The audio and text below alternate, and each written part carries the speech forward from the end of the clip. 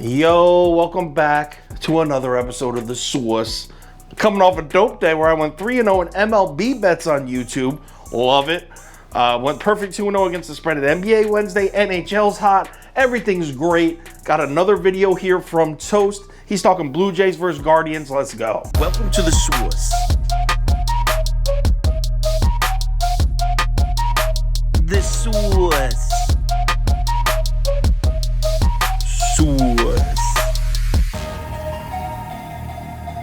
Hey, get the Source. All right, Toronto on the road in Cleveland here. The line is Cleveland plus 125. So we open up with the Guardians slight underdog. Actually, pretty decent underdogs here. Early action's pretty even. 49% of the money on Cleveland as of 4 a.m. Check this out, though. So later in the morning, we just get a rampage of Toronto Blue Jays bets in, right? We're up to 89% of the money on Toronto. Barely any line movement, though. It dropped from 125, and we're now at Cleveland plus 122. Little sketchy. We definitely need to keep an eye on this line moving forward. So without further ado, Toast, who are we betting in this one? All right, like Sauce said, we're talking Jays and Guardians. Let's start off with the Blue Jays. The Blue Jays are sending out Kevin Gausman to the bump.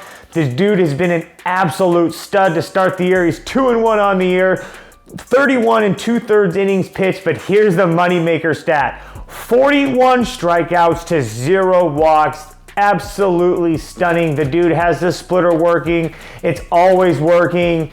Everybody's swinging and missing. It's very, very impressive. And it's not like he's facing cookie cutters teams. Houston, Boston, the Yankees, Texas, all lineups that have bats up and down the lineup that can hurt you. And he's absolutely dominated every single one of them. Kudos to you, Kevin Gausman. If you take a look at the Blue Jays bats, you got to take a look at Vladdy Guerrero Jr., obviously the stud MVP candidate on the road this year. He's batting a 1.114 OPS. Stud.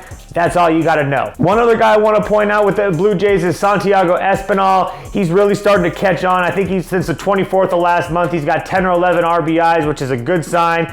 He's got a 360 WOBA, and his expecting batting average is 304, which is really damn good. He's heating up, like I said, at the right time. Someone that can really put some pop towards the end of that lineup. George Springer, another guy, 901 OPS on the road. He didn't play yesterday. He's going to be playing today, obviously. They said he was just resting yesterday, so there's no reason that he shouldn't play today. That's a huge boom to the top of that lineup when you have a guy that can hit Springer dingers like George Springer. Taking a look at Cleveland now, they're going to be sending out Shane Bieber to the hill. Yes, he's been fantastic this year. I won't even try to play like he's bad. He's 1-1.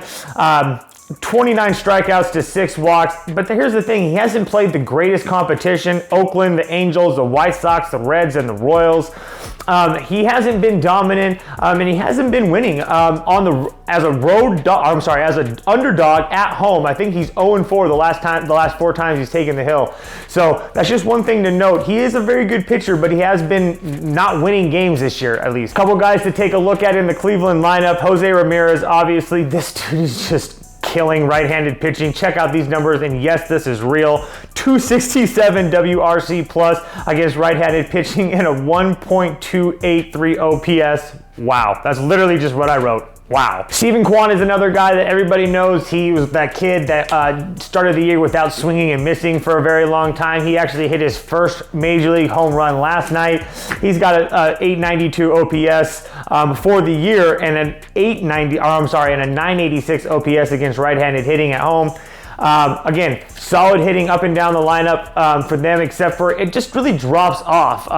They can have guys like Franmil Reyes and Bobby Bradley and stuff that give you production, but the fact of the matter is that the drop off between Ramirez and Kwan and the rest of the lineup is very big compared to what we're looking at with the Blue Jays. So who am I taking? I'm going to ride with the Blue Jays, man. Look, Kevin Gausman has given me no reason to fade him. He's been a circle pitcher for me to absolutely play on every time that he's pitching.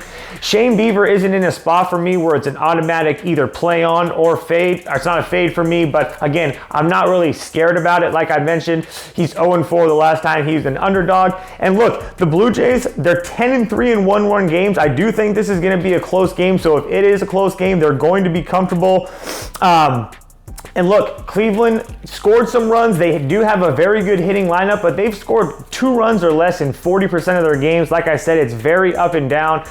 The Blue Jays, again, lost yesterday. They are a very good team. I expect them to get back on their winning ways. I'm going to take the Blue Jays in the first 5 in the run line. I think it's -1 or plus 115 right now. And then I'm also going to take them on the money line. It's around 145. I'm going to play 1.45 units to make a unit. I think the Blue Jays get it done tonight.